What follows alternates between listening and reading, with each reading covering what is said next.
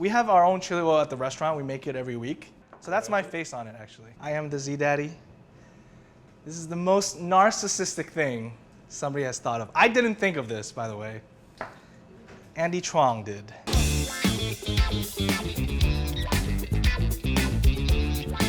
What's up, everybody? My name is Eric Sze. I am from 86 Taiwanese restaurant, and today I'm gonna show you how to make scallion pancake beef wrap. So first, we're gonna make the scallion pancake. Here we have 50% bread flour, 50% all-purpose flour. The bread flour kind of gives it a nice structure, a very nice QQ texture, chewiness, and all-purpose flour is all-purpose. Add some sugar, some salt. My personal preference, a little black pepper. Mix it up a little bit, get it well incorporated, the seasoning. And so the secret to a good scallion pancake is actually doing hot water and cold water. Hot water helps kind of cook the flour a little bit. Mix it real well.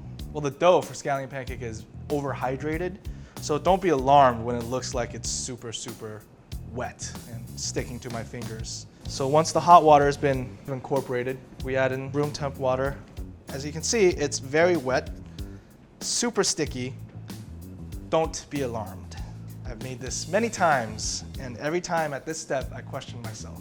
But as long as it's not sticking to the bowl and just like your hand, it's fine. So this guy rests for about 40 minutes or so, just to let the glutens relax, and I think we'll move on to the beef. We're gonna toast our spices. We will begin with our star anise, angelica root, Sichuan pepper, and a few cinnamon sticks. Angelica root is a very traditional Chinese herb. It is very strong though. It's kind of like cinnamon. A little bit goes a long way. So we're toasting the spices dry, without any oil. It becomes a lot more aromatic. It kind of activates all the flavors. Now these are done toasting. We're gonna pop them into this pan. We're gonna cut up some of this ginger. Ginger in, garlic. Any of this you can kind of just eyeball. We have beef shanks here, boneless. We're just gonna add these guys in cold. Do not be alarmed that we are not browning them at all, because this is a braised beef. It's just gonna go into the scallion pancake. You have a bunch of different condiments that'll help it. Here we have rice wine. Just gonna add it all generously in. We have soy sauce, water. This is a doubanjiang, which is a bean paste, very fermenty, pungent. It's the main ingredient actually in most of the Sichuan style cuisine, so this is a very Sichuan ingredient. Rock sugar, white pepper. Scallions in, again, very rough, because you're not gonna need this anyway later. So the flavor profile of the beef should be very soy sauce centric, because it's supposed to be part of the seasoning of the entire scallion pancake. This is a very traditional beef shank recipe found throughout Chinese cooking. It eventually made its way into Taiwan. This guy just got to go for about 2.5 to 3 hours. So these scallions, fresh from the Munchies garden, best in America. Actually, they might actually be best in America. I've never seen such beautiful scallion here stateside. We are going to roll them into the pancake. They're called scallion pancakes. The key is to not have them too thick, because if it's too thick, then it's overhydrated, then it leaks water into your beautiful layers, flaky layers of your scallion pancake. A lot of recipes in Taiwan call for just the green part or the root part. I like both. The green part obviously has great color. The root part has great flavor. Scallion pancake is everywhere to be found in Taiwan. You have street stalls that specialize in it. There are so many different types of scallion pancake. You have the yeasted kind. The one I'm used to eating is probably from Shanghai. It's thinner, it's flakier, it's non-yeasted, and then you roll shit in it. In Taiwan, you'd literally go up to a street cart and they'd be like, oh, one scallion pancake, egg or no egg? Do you want ham, spam, bacon? Stuff like that. Frankly, you can add anything into a scallion pancake. This is my favorite version. My grandma is from Sichuan, so this braised beef is very Szechuanese. Just a nice little homage to my grandma. All right, so now the dough has rested. We're gonna take it out and start rolling it. You can see it's still kind of sticky, but it's not really sticking to my hands, which means it's nice and nice and elastic. You can pull it like this. You're gonna wanna oil your surface. Dough goes on, kind of roll it, pull it a little bit, give it a nice little help. And this makes 3, so 1, 2.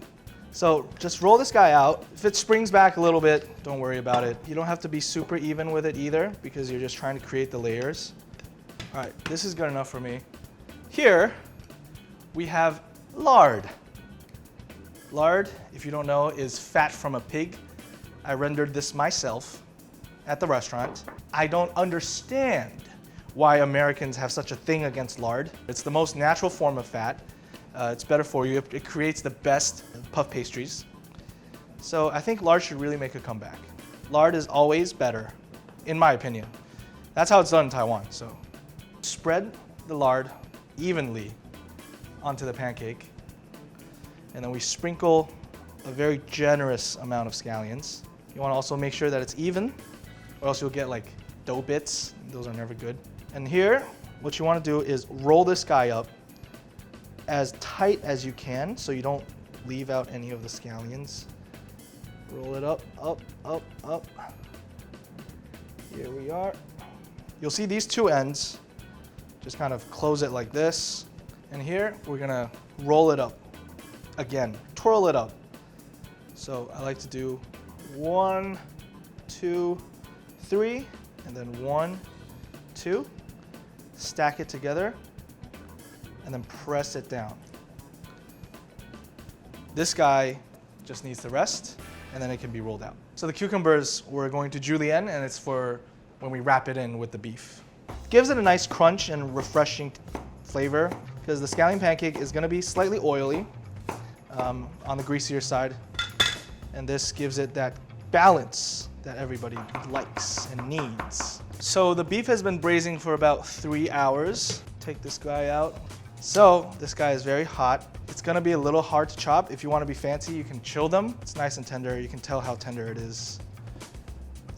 This little knife test again. Ugh, super tender. So we want large chunks. When we assemble the scallion pancake beef wrap, we are going to kind of form them into the long shape for the scallion pancake. When you bite into it, you get beef and everything instead of just scallion pancake and cucumbers. So the scallion pancake should rest at room temperature for a minimum of 40 minutes, up to 3 hours. And if you want to do it overnight, refrigerate it. Now you can see all the layers have kind of come into one. We're just going to roll it out into one nice sheet. You need to be very delicate with it, or else there are air bubbles inside that will kind of eventually pop. Thickness is really up to your personal preference, but you don't want to get it too thin or else it doesn't flake up. Now I'm just going to add a little bit of oil to this frying pan. You do want the oil to be hot. Just want to press it just so it's got even cooking. And the scallion pancake is beautiful. Nice and golden, crusty GDB. It's gonna be nice and flaky once we cut into it. The scallion pancake should be done at this point. You can see it's nice golden brown overall. It's not overcooked. It's very important that you let it rest though, or else it's gonna be super, super greasy. Okay, so now we're gonna assemble. I'm gonna take scallion pancake, nice and crispy. Here we have some sweet bean paste. It's called 甜面酱 in Chinese. Add it. It's kind of like a hoisin sauce, like a Peking duck sauce. And we're gonna add Kewpie mayonnaise. This isn't super traditional, but I think the creaminess brings it up a notch. I'm gonna add a little bit of chili oil, just a drizzle. And here you kind of just mix it all up. You want it to be very, very well incorporated. So we have our cucumbers. We're gonna lay it out in 2 sections. I'm gonna break up the beef a little bit. See how tender it is? I'm gonna add it right here. So you bring it over one layer, like this, and then you roll it over again, like this. You press it down, and voila. You go 1, 2, can be as big or as small as you want it to be. Here you have it, scallion pancake beef wrap. Can I just comment on how beautiful the layers are? Just look at the layers in this scallion pancake. I'm gonna dig in.